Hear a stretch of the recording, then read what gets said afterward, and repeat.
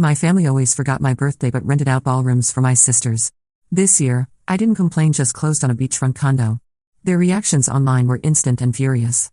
I'm Sarah Martinez, the older daughter in what most people would consider a successful family.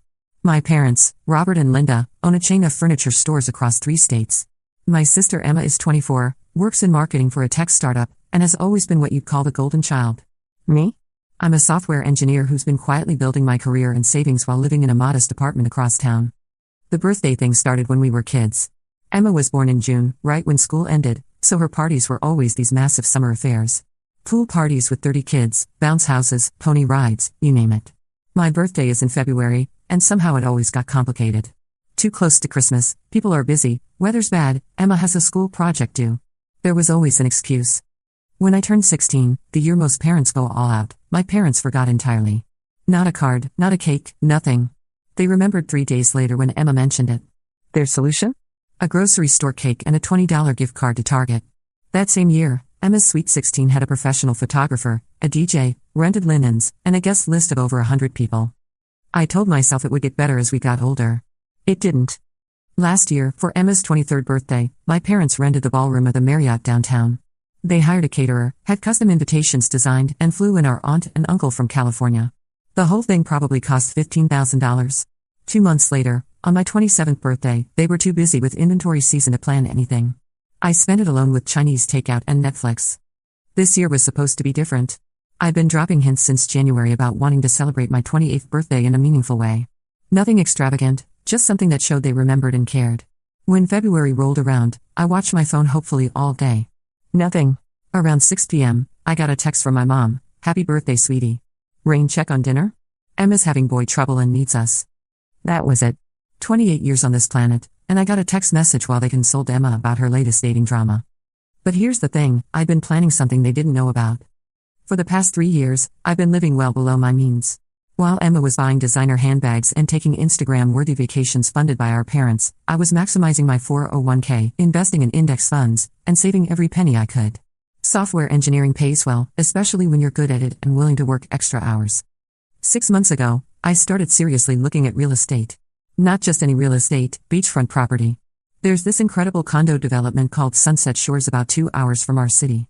Ocean views, private beach access, resort-style amenities. The units started around $400,000, which would have been impossible for most people my age. But I'd been saving and investing for years. I had a substantial down payment ready, excellent credit, and a pre-approval letter from the bank. I'd been quietly touring units, working with a realtor, and negotiating terms. The day after my forgotten birthday, I signed the papers. I didn't tell anyone immediately. I just went about my normal routine, going to work, hitting the gym, meal prepping on Sundays. But inside, I felt this incredible sense of freedom. For the first time in my life, I'd done something purely for myself, something that proved I didn't need their validation or their money to build a life I wanted. 2 weeks later, Emma's birthday planning began in earnest. The family group chat was constantly buzzing with messages about venues, guest lists, and themes. This year's celebration, for her 24th birthday, was going to be even bigger than last year's. They'd rented the same Marriott ballroom but upgraded to the premium package.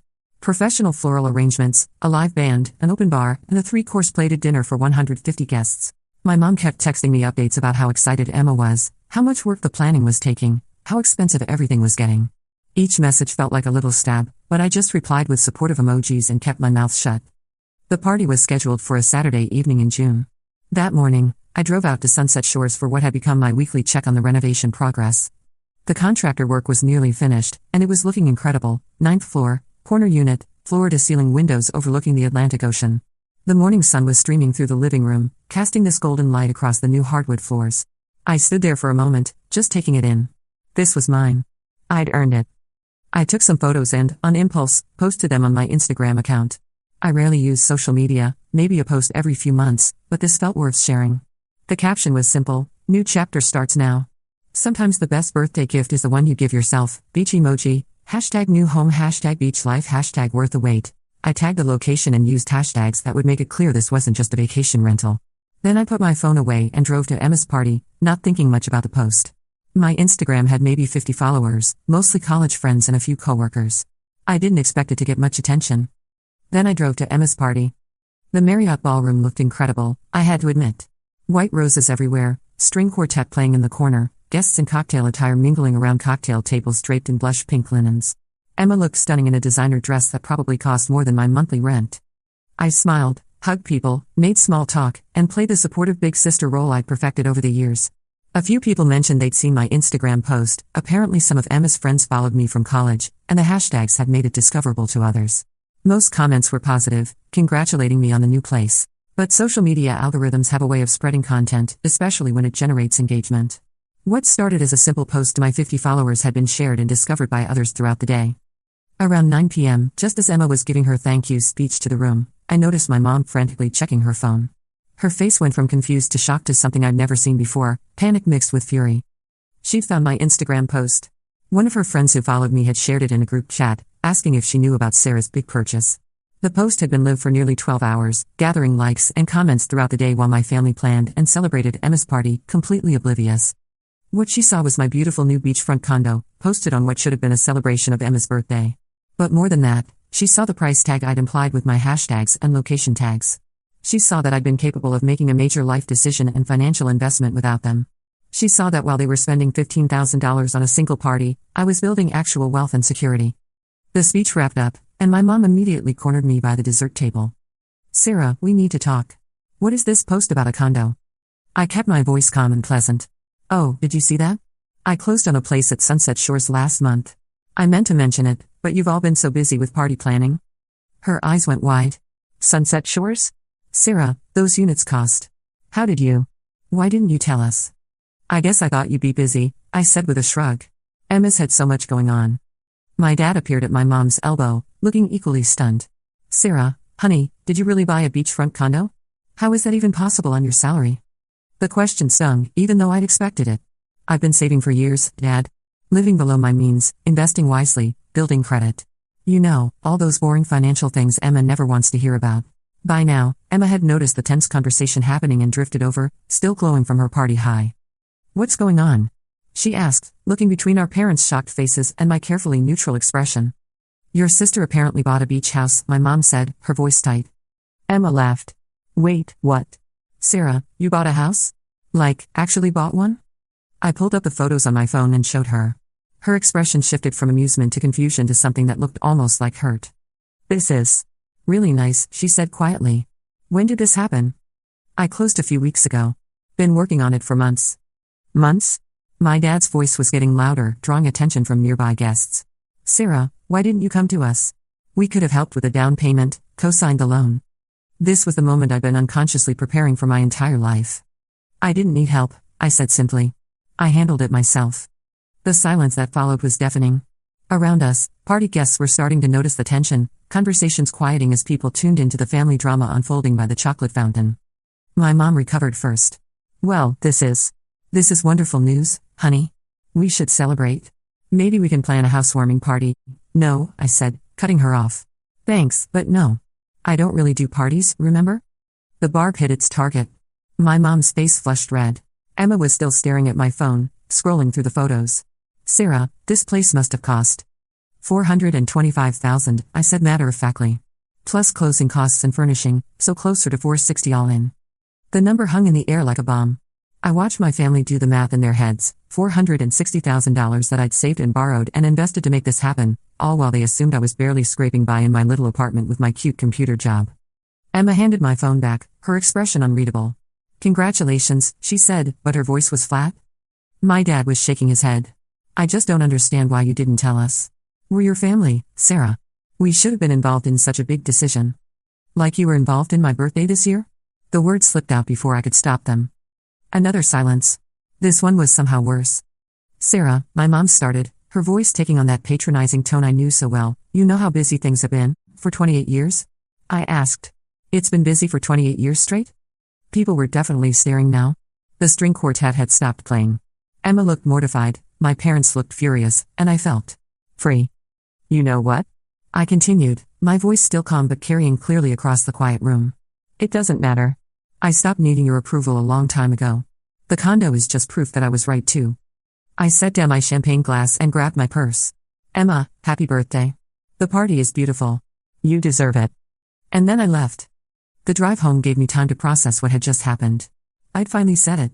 After 28 years of swallowing my disappointment and making excuses for their behavior, I'd finally called them out. And I'd done it at Emma's party, in front of 150 people, while revealing that I was more financially successful than they'd ever imagined. It felt terrible and wonderful at the same time. But as the adrenaline wore off and I pulled into my apartment parking lot, the full weight of what I'd done started to sink in. I'd essentially nuked my relationship with my family in the most public way possible. Part of me felt vindicated, but another part felt sick with anxiety about what would come next. I barely slept that night, replaying the confrontation over and over in my head. Had I gone too far? Should I have handled it differently? By 3 a.m., I was second-guessing everything, wondering if I should call and apologize. But then I remembered the look on my mom's face when she'd seen my condo photos, not pride or excitement for my achievement, but shock and something that looked almost like betrayal. As if I'd somehow wronged them by succeeding without their knowledge or permission. That thought crystallized something for me. This wasn't really about birthday parties or family dinners. It was about control, and about their inability to see me as anything other than the supporting character in Emma's story. I spent the next day at my new condo, arranging furniture and trying to ignore my phone, which was buzzing constantly with texts and calls. The ocean was unusually calm, and I found myself standing at the floor-to-ceiling windows for long stretches, just watching the waves roll in and out. The condo was starting to feel like home. I'd hired an interior designer named Patricia who specialized in coastal properties, and she'd helped me create a space that felt both sophisticated and relaxed. Light blues and whites, natural textures, furniture that was both beautiful and comfortable. Everything was exactly what I wanted, no compromises, no committee decisions, no one else's opinions to consider. Around noon, I ventured to the small cafe downstairs in the building's lobby. The barista, a woman about my age named Rachel, recognized me from my previous visits during the buying process. "Hey, you're the one who bought 9C, right?" she said with a smile. "How are you settling in?" "Really well, thanks. The place is incredible." "I bet. That's one of the best units in the building. Corner location, amazing views. You must be doing pretty well for yourself to swing that at your age." "Sorry, I don't mean to be nosy. It's just rare to see someone in their 20s buying here." "Late 20s, I corrected with a laugh. "And I've been saving for a long time." As she made my latte, Rachel chatted easily about the building amenities, the best local restaurants, and the community of year-round residents versus summer renters. It was exactly the kind of normal, friendly conversation I'd been craving. No family drama, no loaded questions about my choices or motivations. "You know," she said as she handed me my drink, "there's a resident happy hour every Friday evening on the rooftop deck. Mostly people our age who live here full-time. You should come next week, I think you'd fit right in." I thanked her and took my coffee back upstairs, feeling lighter than I had in weeks. This was what I'd been working toward, a community where I could just be myself, where my worth wasn't measured against someone else's achievements. But I couldn't avoid my phone forever. I finally checked the messages around evening, and my heart sank at the sheer volume. 37 missed calls, 62 text messages, and notifications from every social media platform I'd ever signed up for. "My mom, Sarah, what you did tonight was completely inappropriate. We need to discuss this like adults." "My dad, I'm disappointed in how you handled yourself at Emma's party. Call me." "Emma, I can't believe you did that at my birthday party. You ruined everything." And then, surprisingly, a few supportive messages from cousins and family friends who'd been at the party. My cousin Jake, "Dude, that was epic. Good for you." My mom's friend Carol, "Saw your new place on Instagram. Gorgeous. You should be proud." Emma's friend Melissa, "Hey Sarah, I know tonight was weird, but that condo looks amazing. You've always been the smart one." But the real drama started on social media. By Sunday morning, my original Instagram post had dozens of comments and shares. Apparently, several people from the party had screenshotted and shared it with their own commentary. Some supportive, some critical, all generating more attention than I'd ever received online. The comments on my original post were a mixed bag. "Wait, Sarah, this is your place? Holy shit, good for you. Gorgeous. You've always been so smart with money. Love the timing of this post, smirking face emoji. This is what happens when you work hard instead of relying on mommy and daddy." But there were nastier ones too. "Imagine being so jealous of your sister that you try to upstage her birthday party. This is so calculated and mean." Some people really can't let others have their moment. I tried not to read them, but it was like a car accident, impossible to look away. Then Emma posted her own response. It was a long Instagram story, posted in multiple parts, with a photo of herself crying in her party dress. The text was a masterpiece of passive-aggressive manipulation. "Last night was supposed to be one of the happiest nights of my life. My family has always been there for each other through everything. We're not perfect, but we love each other unconditionally. I thought that was enough. I guess I was wrong. When your own sister chooses to hurt you on your birthday, it makes you question everything. I'm grateful for everyone who came to celebrate with me last night, even when the evening ended so painfully. Sometimes the people closest to you are the ones who can hurt you most. I don't understand what I did to deserve this, but I'm choosing to focus on gratitude and the family members who truly support me. #family, #grateful, #heartbroken. The post went viral within our social circle. Comments poured in. Emma, you didn't deserve this on your special day. Some people are so jealous they can't let others have their moment. Family should lift each other up, not tear each other down. You're handling this with so much grace. I would have lost it. Your sister sounds toxic. Sometimes you have to cut people out of your life. But there were other comments too. Wait, what actually happened? This sounds like there's more to the story. Didn't Sarah buy a house? Why is that a bad thing? I've known this family for years, and Emma always gets everything while Sarah gets ignored. Maybe there's a reason Sarah felt like she had to do something dramatic. The last comment was from my high school friend Jessica, who'd watched this dynamic play out for over a decade. By Monday morning, the battlefield had expanded beyond Instagram. Emma had posted similar messages on Facebook and TikTok, each garnering hundreds of reactions and shares. Her friends rallied around her, sharing stories of their own family drama and positioning Emma as the victim of a cruel sister's jealousy. But my friends and former classmates weren't staying quiet either. Jessica posted a long Facebook comment that got shared dozens of times. I've known the Martinez family since high school, and I have to say something. Emma is sweet, but she's lived her entire life in a bubble of privilege that her parents created. Every birthday was a massive production, every achievement was celebrated with expensive parties and gifts. Meanwhile, Sarah worked 2 jobs through college, lived in the cheapest dorm room available, and I literally watched her parents forget her 21st birthday because they were planning Emma's high school graduation party. This isn't about jealousy or sibling rivalry, it's about 28 years of being treated like the afterthought child. Good for Sarah for finally standing up for herself. That comment opened the floodgates. Other people who'd gone to school with us began sharing their own memories and observations. I remember going to Emma's Sweet 16 and asking where Sarah was. Her mom said she was too busy studying to come to the party. Later I found out Sarah had been grounded for getting a B+ in calculus while Emma had gotten a car for maintaining a C+ average. Sarah tutored me through statistics our senior year and never accepted payment because she knew my family couldn't afford it. Meanwhile, Emma was getting a credit card with no limit for emergencies, aka shopping trips. I worked at the same restaurant as Sarah during college breaks. She would pick up every extra shift she could get while Emma was posting Instagram stories from Cabo with her friends, paid for by mom and dad, obviously. The narrative was building, and it wasn't flattering to my family. People began sharing screenshots of Emma's elaborate birthday parties over the years, contrasting them with their memories of my notably absent celebrations. Someone even found old Facebook photos from our teenage years showing Emma's room filled with birthday presents while I was working at a retail job. My parents tried damage control. My dad posted a rare Facebook status, family disagreements should be handled privately. We love both our daughters equally and are proud of all their achievements. We ask for privacy during this time. But the internet doesn't respect privacy requests when there's drama to dissect. Comments flooded in under his post. If you love them equally, why don't you have any posts celebrating Sarah's achievements?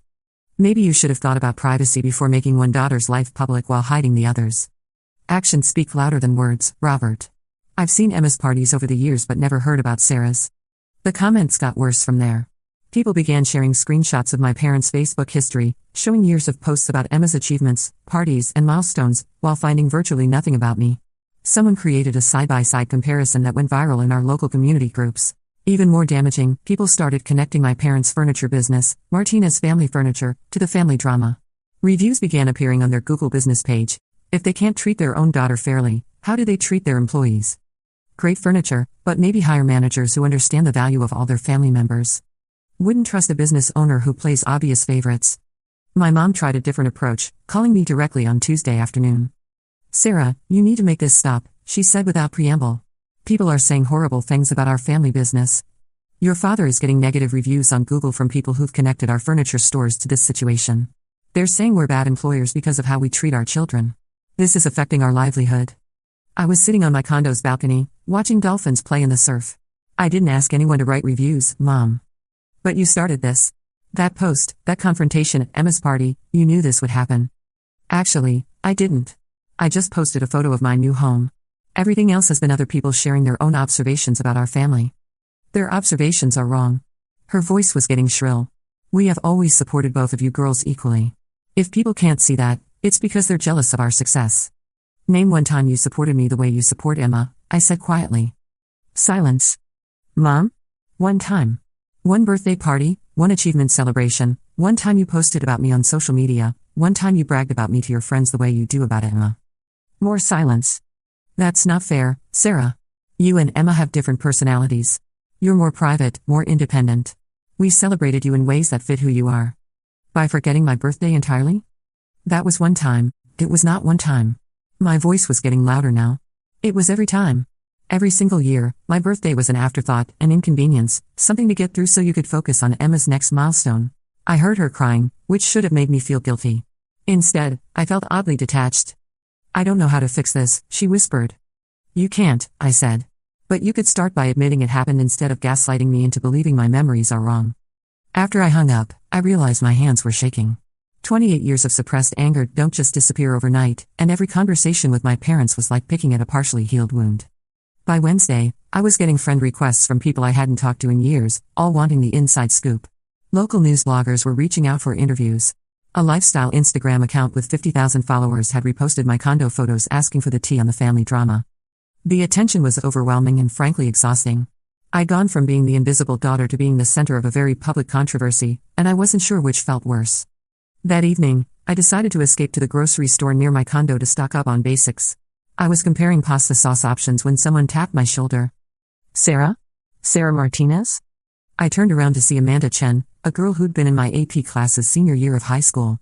She'd always been nice, but we'd never been particularly close. Oh, hi Amanda. How are you? Her expression was a mixture of excitement and sympathy. I'm good. But more importantly, how are you? I saw all the stuff online about your family and your new place. That condo looks absolutely gorgeous, by the way. Thanks, I said, genuinely touched by her enthusiasm. It's been a crazy few days. I bet. Look, I know we weren't super close in school, but I wanted you to know, a lot of us always noticed how differently your parents treated you and Emma. It wasn't fair then, and I'm glad you finally called them out on it. She paused, then continued. Actually, my husband and I are having a housewarming party next weekend for some friends who just bought their first place. Would you want to come? It might be nice to hang out with people who aren't obsessed with family drama. I realized I'd been holding my breath. That sounds perfect, actually. Thank you.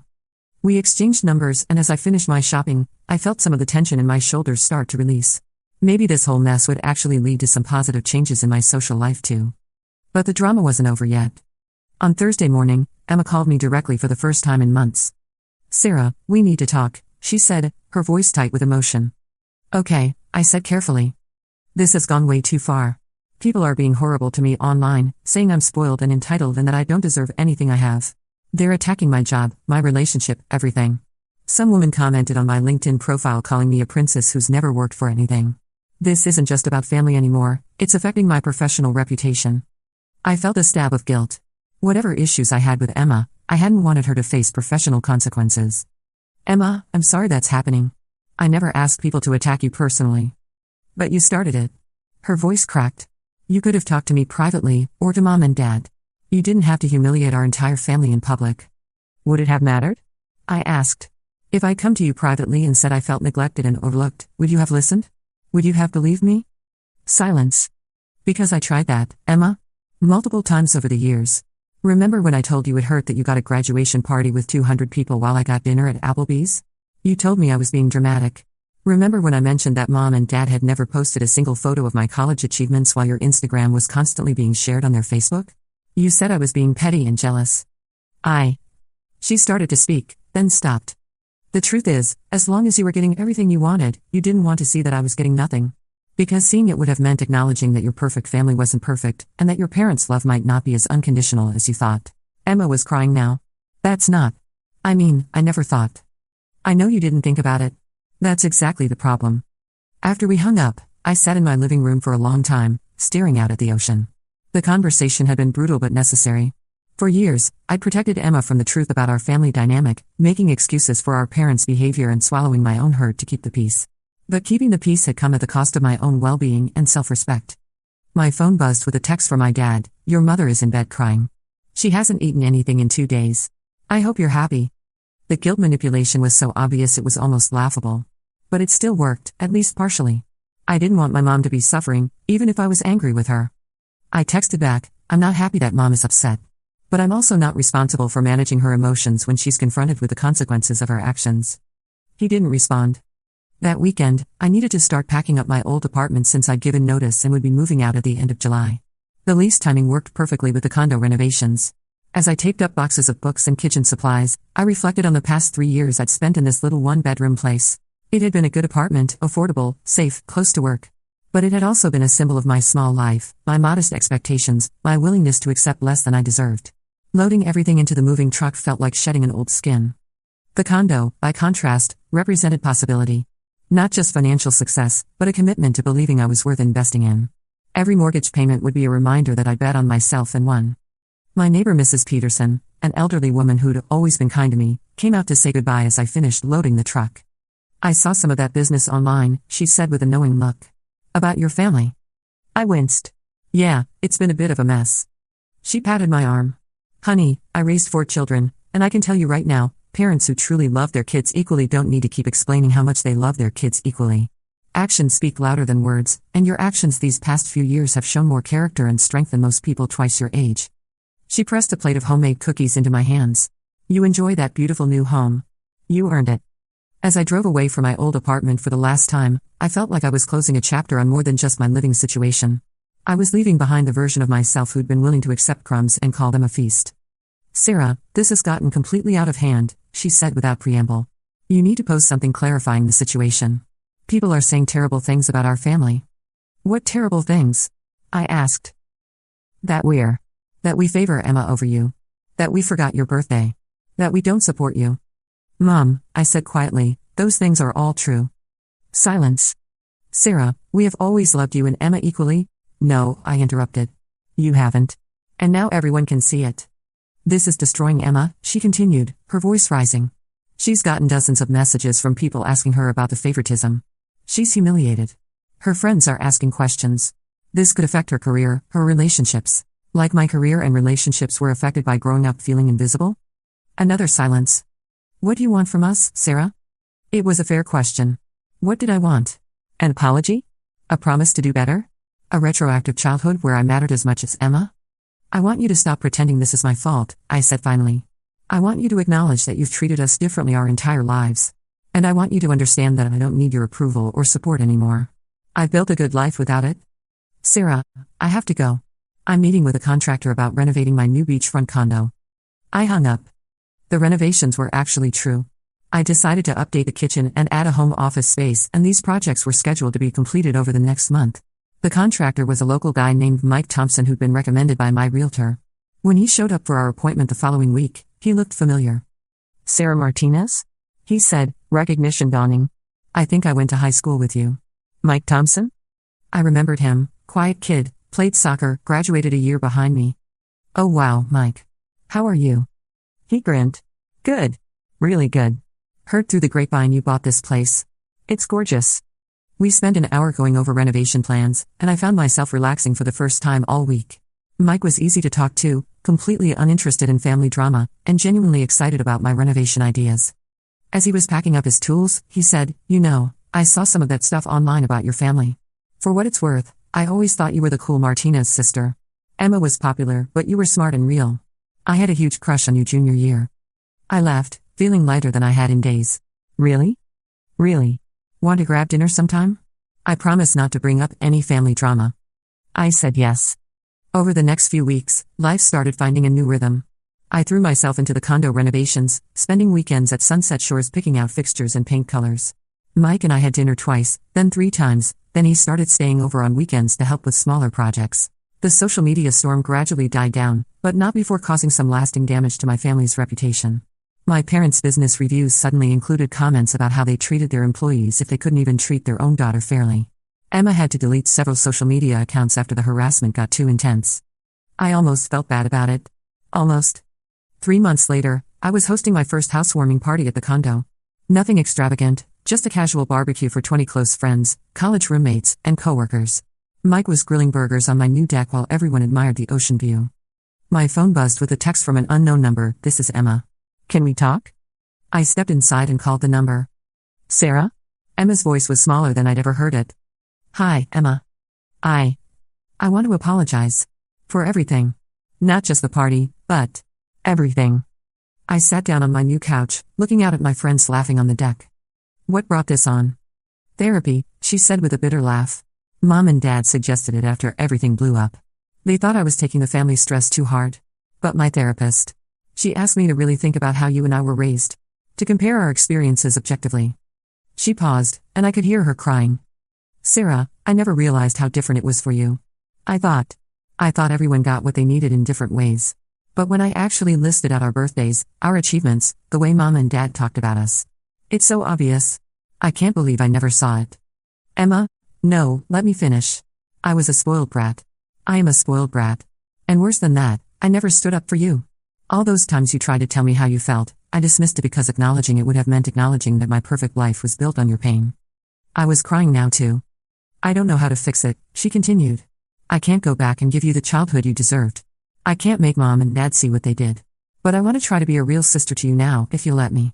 Through the sliding door, I could see Mike organizing a volleyball game on the beach. My coworker Sarah was helping my college roommate set up a speaker system. People who actually cared about me, who celebrated my successes without resentment or surprise. Emma, I said, I appreciate the apology. I really do. But I need time to think about what a relationship between us would look like now. I understand. But Sarah? Yeah? That condo is incredible. And you buying it yourself, with no help from anyone. I'm proud of you. I should have said that first. After we hung up, I rejoined my party. Mike wrapped an arm around my waist as we watched the sunset paint the sky orange and pink. Good call? He asked. My sister. First real conversation we've had in? Maybe ever. That's progress. I leaned into him, watching my friends enjoy the home I built with my own hard work and careful planning. You know what the crazy part is? I said. I spent so many years waiting for them to see me, to value me, to include me. But I never needed their validation to become who I was meant to be. Mike squeezed my hand. Sometimes the best revenge is just living well. He was right. The beach house wasn't really about revenge, although it had certainly served that purpose. It was about proving to myself that I was worthy of investment, of luxury, of celebration, even if that celebration was quiet and came from within. My phone buzzed with notifications from the Instagram post I'd made earlier, photos from the housewarming party, genuine smiles and laughter, friends raising their glasses in a toast on my deck overlooking the ocean. The caption read, "Grateful for chosen family and new beginnings." Sometimes the best chapters start when you stop waiting for permission to write your own story.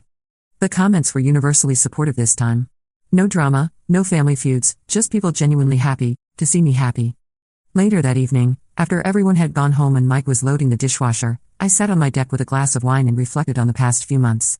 The confrontation at Emma's party had been messy and public and probably not the most mature way to handle 28 years of resentment. But it had also been necessary. For the first time in my life, I wasn't waiting for someone else to remember my birthday, to celebrate my achievements, or to recognize my worth. I was building a life that reflected my own values and priorities, surrounded by people who chose to be there. My phone rang one more time. My parents, calling together from their landline. Sarah? My mom's voice was tentative. Hi, Mom. Dad. Honey, we've been doing a lot of thinking since everything happened, my dad said. We want to make things right. We're planning a belated birthday celebration for you, my mom added quickly. Something really special. The country club has availability next month, and we could invite everyone. I started laughing. I couldn't help it. Mom, Dad, you still don't get it. Get what? I don't want a big party thrown by you to make yourselves feel better about 28 years of neglect. That's not what this was about. Then what do you want? My dad asked, frustration creeping into his voice. I looked out at the moonlight reflecting on the ocean, at the home I'd created for myself, at the life I built without waiting for anyone's permission or approval. Nothing, I said. I don't want anything from you anymore. And that's actually the most freeing thing I've ever realized. After I hung up, I posted one final Instagram story. Just a simple photo of my deck chairs facing the ocean, with a caption, "The view from 28. Finally exactly where I'm supposed to be." The responses came quickly from friends who understood exactly what I meant. People who'd watched me grow into someone who no longer needed external validation to know her worth. Sometimes the best revenge isn't dramatic confrontation or public humiliation. Sometimes it's just refusing to keep playing a game where you'll never win and building something beautiful with your own hands instead. I turned off my phone and went inside to help Mike finish cleaning up. Tomorrow I had contractor meetings and design decisions to make. Real life to live, in a home that was truly mine. It had taken 28 years, but I finally understood the difference between being forgotten and being free.